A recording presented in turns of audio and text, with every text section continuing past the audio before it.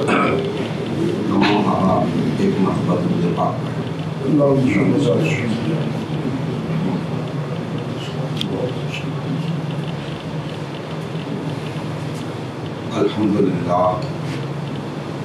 الحمدللہ رب العالمین والصلاة والسلام علی سید الانبیاء والمرسلین وعلی آلہ واصحابہ اجمعین، اما بعد فاعوذ باللہ من الشیطان الرجیم، بسم اللہ الرحمن الرحیم۔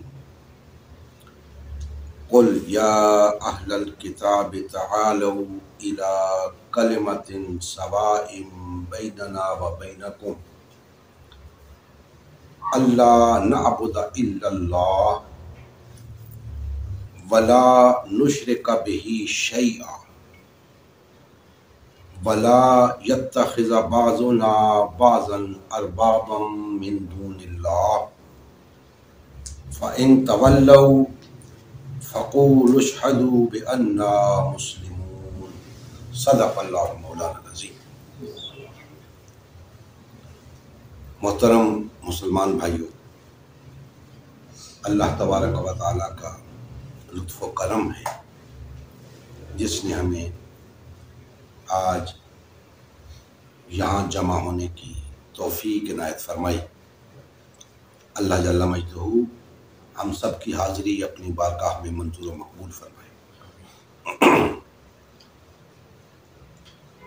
میں نے آپ کے سامنے سورہ آل عمران کی آیت نمبر 64 کی تلاوت کا شرف حاصل کیا ہے۔ اللہ جل مجدہ نے ارشاد فرمایا کہ اے میرے نبی صلی اللہ علیہ وسلم فرما دیجئے کہ اے اہل کتاب، آؤ اس بات کی طرف، اس کلمے کی طرف جو ہمارے اور تمہارے درمیان مسلمہ ہے، یکساں تسلیم کیا گیا ہے۔ اور وہ کیا ہے کہ ہم اللہ کے سوا کسی کی عبادت نہ کریں، ہم اللہ کے سوا کسی کی عبادت نہ کریں اور اللہ کے ساتھ کسی چیز کو شریک نہ ٹھہرائیں، اور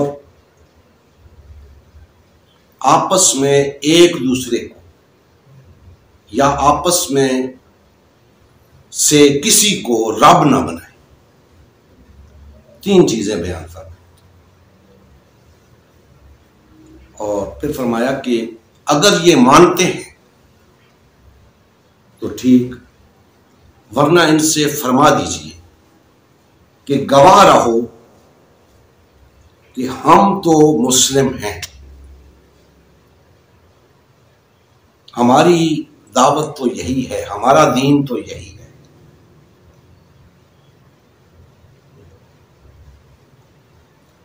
دوستان محترم، یہ آیت مقدسہ انتہائی اہم مضمون لیے ہوئے ہے۔ نہ صرف یہ کہ اہل کتاب کو مخاطب کر کے انہیں ایک دعوت دی جا رہی ہے، ایسی دعوت جو آلریڈی ان کے ہاں بھی موجود ہے، لیکن وہ اس دعوت سے منحرف ہو چکے ہیں۔ ان کی کتب کے اندر یہ چیز موجود ہے، کیونکہ اللہ جل مجدہ فرما رہے ہیں کہ اے نبی ان سے کہہ دیجئے کہ او اس بات کی طرف جو تمہارے اور ہمارے درمیان مسلمہ ہے۔ جاؤ دیکھ لو اپنی کتابیں، اپنے علماء حق سے پوچھ لو، وہ تمہیں بتائیں گے کہ ہاں یہی بات ان کی کتابوں میں بھی درج ہے۔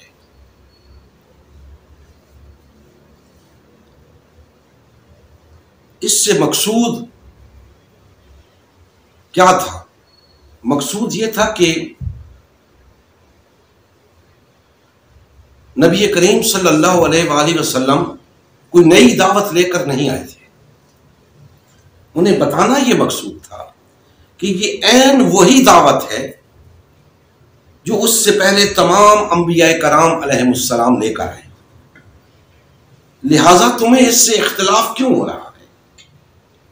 تم اسے قبول کیوں نہیں کر رہے؟ جب یہ دین تمہارے اور ہمارے درمیان مسلمہ ہے تو پھر قبول نہ کرنے کی وجہ کیا ہے؟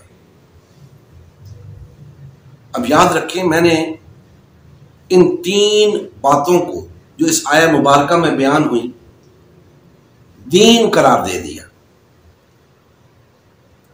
میں نے دین کیوں کہا؟ ان 3 چیزوں کو جو اس آیت مبارکہ میں بیان ہوئی، اس بات کو سمجھنے کی ضرورت ہے۔ ایسا نہیں ہے کہ اس آیت مبارکہ میں یہ فرمایا گیا ہو کہ آؤ جو چیزیں ہمارے تمہارے درمیان مشترک ہیں ان پہ اکٹھے ہو جائیں، اختلافات کو بعد میں دیکھیں گے۔ ایسا نہیں ہے، یہ بڑی اہم بات ہے۔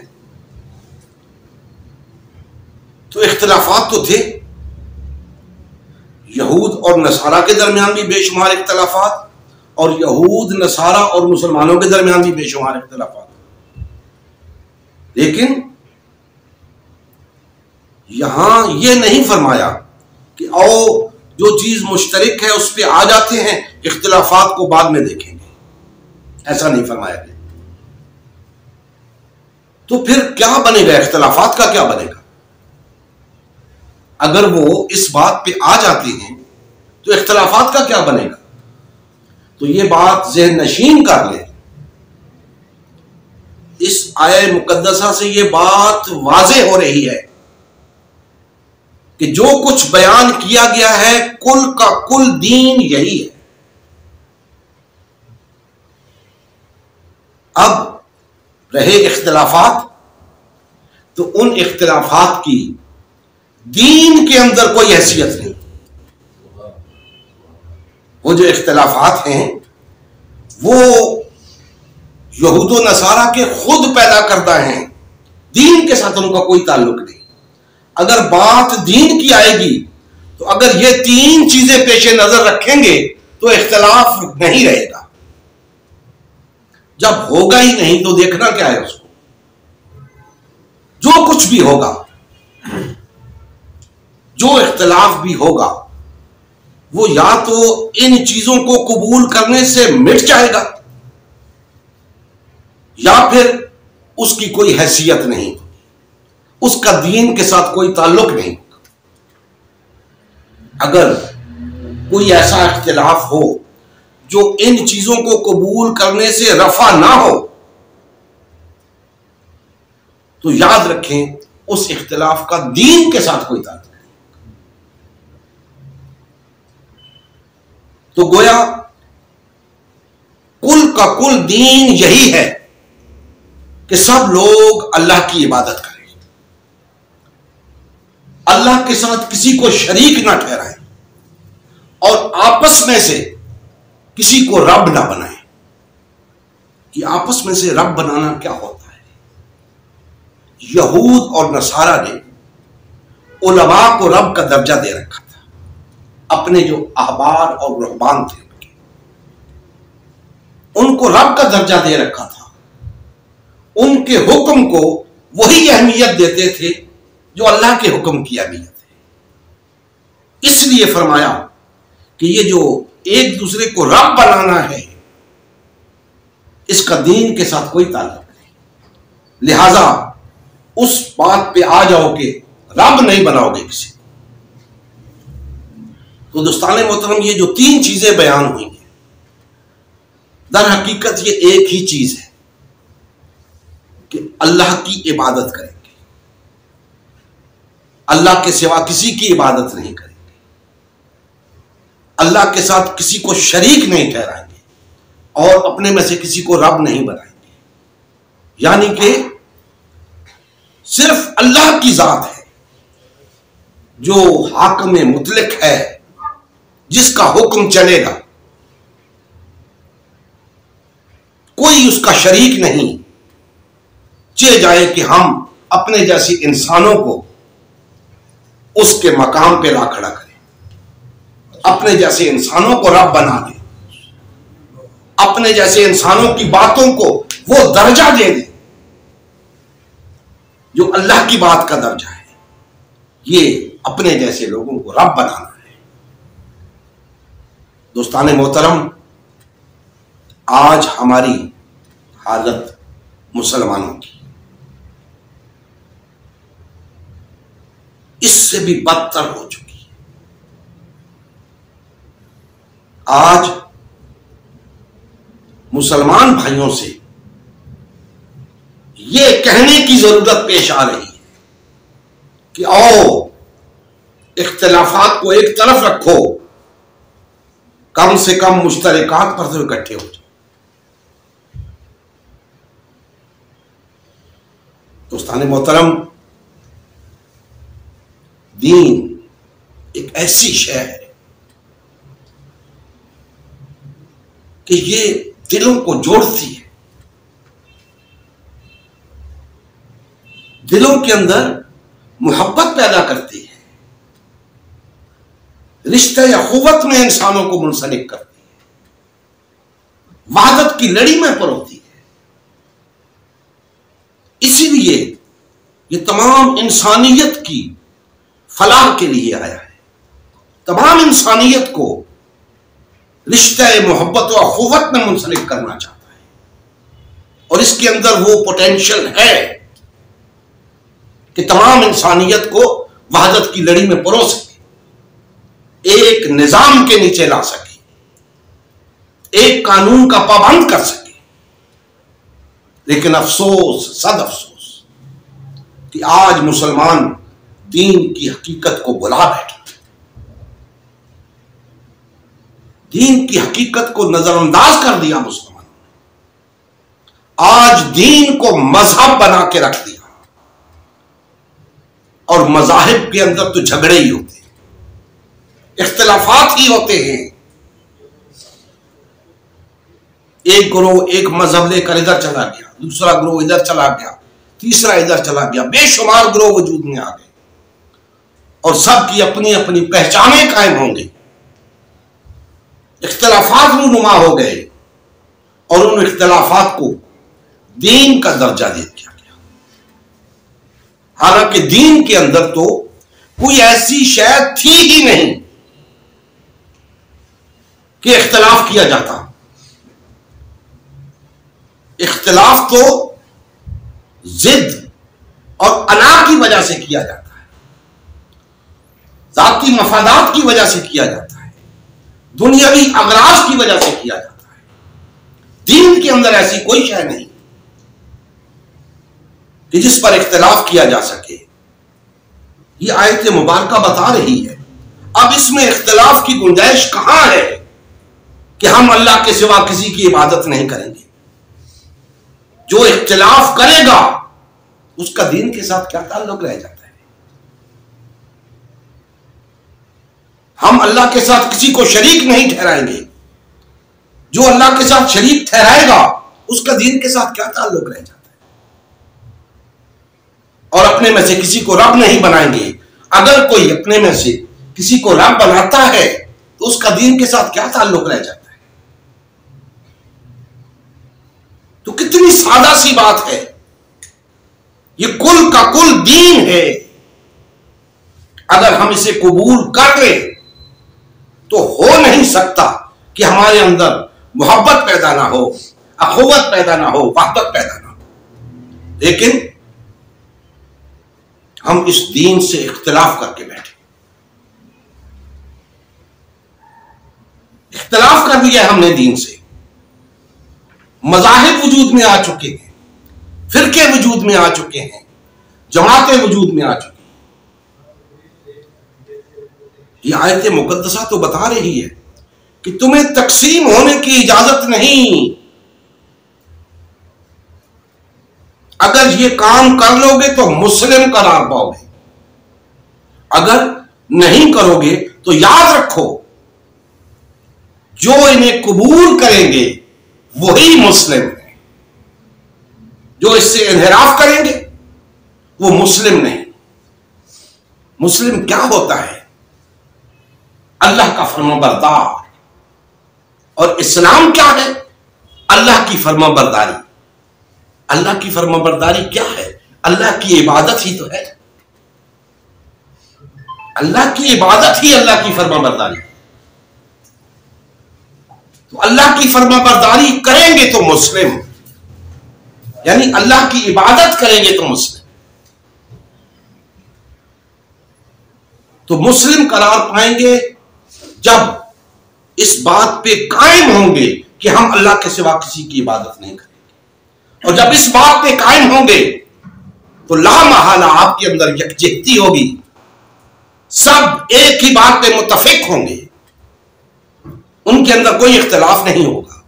بات کیا ہے کہ ہم سب اللہ کی عبادت کریں گے، یعنی اللہ کی فرما برداری کریں گے، اللہ کا حکم مانیں گے. جب سب نے اللہ کی فرما برداری کرنی ہے، اللہ کا حکم ماننا ہے، تو اختلاف کہاں سے آئے گا؟ جو اختلاف کرے گا اللہ سے کرے گا،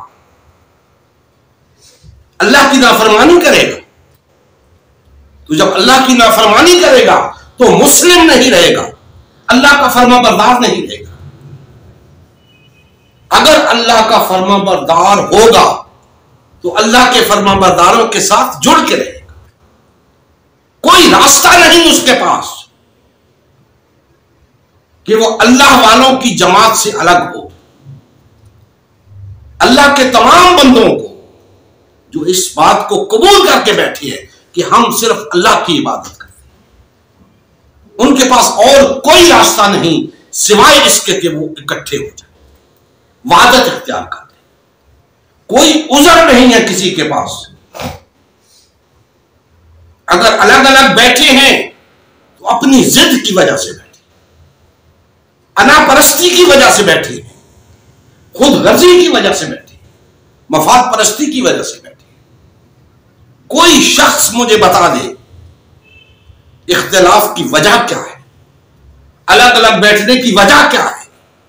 اگر سب اس بات پہ متفق ہیں کہ ہم اللہ کی عبادت کرتے ہیں، اللہ کے ساتھ کسی کو شریک نہیں ٹھہراتے، اور اپنے میں سے ہم نے کسی کو رب نہیں بنا رکھا، تو پھر جھگڑا کس بات کا ہے؟ لا محالہ کوئی ایسا مسئلہ ہے، یا تو تم اللہ کی عبادت نہیں کرتے، یا تو تم نے اللہ کے ساتھ کسی کو شریک ٹھہرا رکھا ہے، یا پھر تم نے اپنے میں سے کچھ رب بنا رکھے ہیں، اسی لیے تقسیم ہو، اسی لیے تفرقے کا شکار ہو. اگر رب ایک ہوتا، اس کی عبادت تم کر رہے ہوتے، اس کے ساتھ کسی کو شریک نہ ٹھہرا رہے ہوتے، اپنے میں سے رب نہ بنا رکھے ہوتے، تو تمہارے اندر یکجہتی ہوتی، وحدت ہوتی، محبت ہوتی، اخوت ہوتی. بڑا واضح پیمانہ ہے، بڑی سادہ سی بات ہے. نہ جانے کیوں مسلمانوں کی سمجھ میں نہیں آتی، اس کے باوجود کہ یہ دعویٰ رکھتے ہیں، لیکن تقسیم ہیں، متفرق ہیں، فرقوں پہ، جماعتوں میں، تنظیموں میں، حتیٰ کہ ملکوں میں تقسیم ہے. بے شمار قسم کی تقسیمات ہیں جن کا شکار ہے مسلمان. تو پھر یہ دعویٰ تو نہ رہا، یہ تو محض زبان سے اقرار ہو گیا، اس کی تصدیق تو عملاً نہیں ہو رہی. دوستان محترم، یہی بات اللہ جل مجدہ نبی کریم صلی اللہ علیہ وآلہ وسلم کے توسط سے اہل کتاب کے سامنے رکھ رہے ہیں کہ آؤ، جو بات تمہارے ہاں ہمارے ہاں مسلمہ ہے، آؤ اس کی تصدیق کرو، آؤ تصدیق کرو. کہ ہم صرف اللہ کی عبادت کریں گے، اللہ کے ساتھ کسی کو شریک نہیں ٹھہرائیں گے، اپنے میں سے کسی کو رب نہیں بنائیں گے. یہ بات انہیں گوارا نہ تھی، ان کے دین میں تھی، انہیں گوارا نہ تھی. یہی حال آج مسلمانوں کا ہے کہ یہ بات دین میں ہے، مسلمانوں کو گوارا نہیں. مسلمان نہیں چاہتے، طرح طرح کی تعویلیں کرتے ہیں. ایسا نہیں ہے تو ایسا ہے، ایسا نہیں ہے تو ایسا ہے. ارے دین بہت سادہ ہے، عام شخص کی سمجھ میں بھی آتا ہے، تمہاری سمجھ میں کیوں نہیں آتا؟ دین کے معاملے میں تم بڑے بڑے فلسفے بگھاتے ہو، اتنی بات تمہیں سمجھ نہیں آتی کہ دین نے ہمیں جڑ کر رہنے کا حکم دیا ہے، صرف اللہ کی عبادت کا حکم دیا ہے. اور میں بتا چکا ہوں کہ اللہ کی عبادت اللہ کی فرما برداری کے سوا کچھ نہیں. تم نے نماز روزے کو عبادت سمجھ لیا ہے، حج عمرے کرنے کو عبادت سمجھ لیا ہے، محافل منعقد کرنے کو عبادت سمجھ لیا. ارے نہیں، عبادت اللہ کی فرما برداری ہے.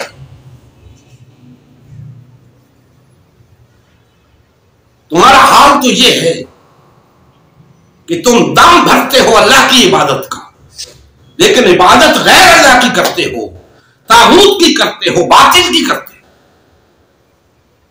اللہ کو صرف سجدے، اللہ کے نام کی صرف مالا جپتے ہو، اللہ کے نام کی تسبیحات پڑھتے ہو، حکم کسی اور کا مانتے ہو. یہ کیسی عبادت ہے؟ عبادت اس کی ہے جو برسر اقتدار ہے. آج پوری روئے زمین کے اوپر طاغوت برسر اقتدار ہے، اللہ کی حاکمیت کہیں نہیں. تم کس منہ سے کہتے ہو کہ تم اللہ کی عبادت کرتے ہو، اللہ کی فرما برداری کرتے ہو؟ فرما برداری اس کی ہے جو مسند اقتدار پہ بیٹھا ہے. تم نے اللہ کو مسند اقتدار پہ لانے کی کوشش ہی نہیں کی. تم نے اللہ کی حاکمیت کے قیام کی کوشش ہی نہیں کی. آج بھی تم اس کے لیے تیار نہیں. کس منہ سے کہتے ہو کہ اللہ کی عبادت کر رہے ہیں؟ یہ محض پوجا پاٹ ہے، یہ پرستش ہے جسے تم عبادت سمجھ رہے ہو. دور جاہلیت میں بھی یہ عبادت چل رہی تھی. آج اگر سب لوگ اس عبادت میں مصروف ہو جائیں جسے آپ عبادت سمجھ رہے ہیں، تو مغرب کو، باطل اور طاغوت کو اسلام کے ساتھ محاذرائی کی کوئی ضرورت نہیں. اسے ایسے اسلام سے کوئی خطرہ نہیں. جو اسلام آپ پیش کر رہے ہو، جس اسلام کی بات آپ کر رہے ہو، اس اسلام سے یورپ کو، مغرب کو، باطل اور طاغوت کو کوئی خطرہ نہیں. اسے تو اس اسلام سے خطرہ ہے جس میں اللہ کی حاکمیت کے قیام کی بات ہوتی ہے، جس میں اللہ کے حکم کے چلنے کی بات ہوتی ہے، جس میں باطل اور طاغوت کے نظام کو مٹا کر اللہ کے نظام کو لانے کی بات ہوتی ہے. اس اسلام سے خطرہ ہے انہیں. اور مسلمان غفلت کی نیند سو رہا ہے، انہی باطل اور طاغوت کے ایجنٹوں کو برسر اقتدار لاتا ہے، انہی کی حاکمیت قائم کرتا ہے، پھر کہتا ہے کہ ہم اللہ کی عبادت کرتے ہیں. دوستان محترم، آج کی اس گفتگو میں بتانا یہ مقصود تھا کہ ہم دین سے بہت دور ہو چکے ہیں. ہم نے دین کا حقیقی سبق بھلا دیا ہے. ہمارے اندر وحدت کیوں نہیں رہی؟ محبت کیوں نہیں رہی، اخوت کیوں نہیں رہی؟ صرف اس لیے کہ ہم نے دین کو چھوڑ دیا۔ آج ہم دین کی طرف پلٹ آئے تو کوئی وجہ نہیں کہ ہم پھر سے ایک نہ ہو سکیں، وحدت اختیار نہ کر سکیں، اللہ کی بندگی نہ کر سکیں۔ آج اللہ کی بندگی نہیں ہو رہی، اللہ کی عبادت نہیں ہو رہی۔ اگر ہم چاہتے ہیں کہ ہم مسلم قرار پائیں، حقیقی مسلم، قانوناً تو 1.5-2 ارب لوگ مسلمان ہیں، حقیقی مسلم وہ ہیں جو صرف اللہ کی عبادت کرتے ہیں، جو اس کے ساتھ کسی کو شریک نہیں ٹھہراتے، اور جو آپس میں کسی کو رب نہیں بناتے۔ اور جب یہ 3 کام وہ کرتے ہیں تو پھر ان میں کوئی چھوٹا کوئی بڑا نہیں ہوتا، پھر وہ سب برابر ہوتے ہیں، پھر وہ سب بھائی بھائی ہوتے ہیں، پھر ان کے درمیان محبت ہوتی ہے، اخوت ہوتی ہے، وحدت ہوتی ہے۔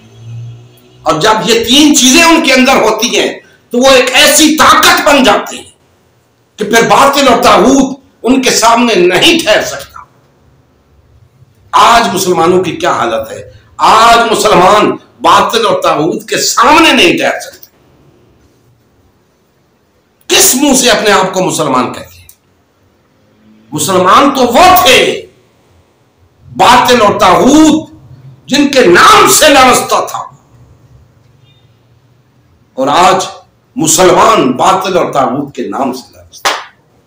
افسوس، صد افسوس، ڈوب مرنے کا مقام ہے مسلمانوں کے لیے، لیکن کوئی پرواہ نہیں مسلمانوں کو اس بات کی۔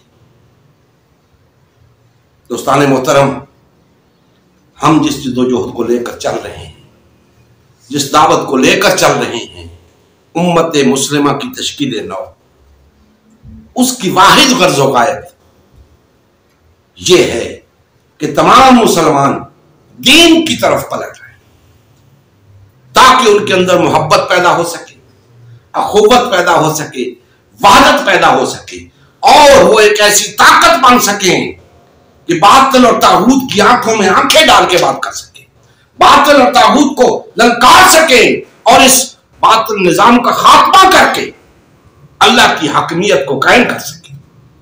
یہ مختصر سا تعارف ہے اس جد و جہد کا جو ہم کر رہے ہیں۔ اب اس سے کیا اختلاف ہے کسی مسلمان کو؟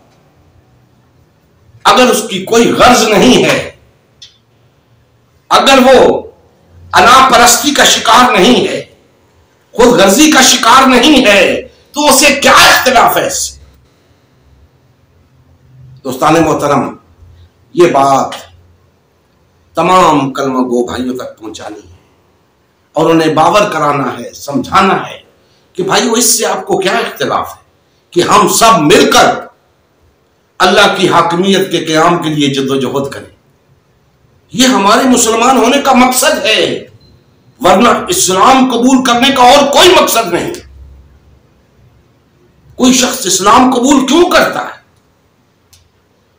اسی لیے کرتا ہے کہ اسے قائم کرے۔ اگر اسے قائم نہیں کرنا تو پھر قبول کرنے کا کوئی مقصد نہیں۔ قائم کرنا کیا ہوتا ہے؟ اسلام کی تعلیمات پر عمل پیرا ہونا، یہی قائم کرنا ہوتا ہے۔ اگر وہ یہ نہیں کرنا چاہتا یا یہ نہیں کرتا تو پھر اسلام قبول کرنے کا کوئی مقصد نہیں۔ تو اس کو قائم کرنے کے لیے اجتماعیت درکار ہے، اجتماعیت درکار ہے۔ اجتماعیت ہوگی تو یہ دین قائم ہوگا، ورنہ آپ نے اسے قبول کیا یا نہ کیا برابر ہے۔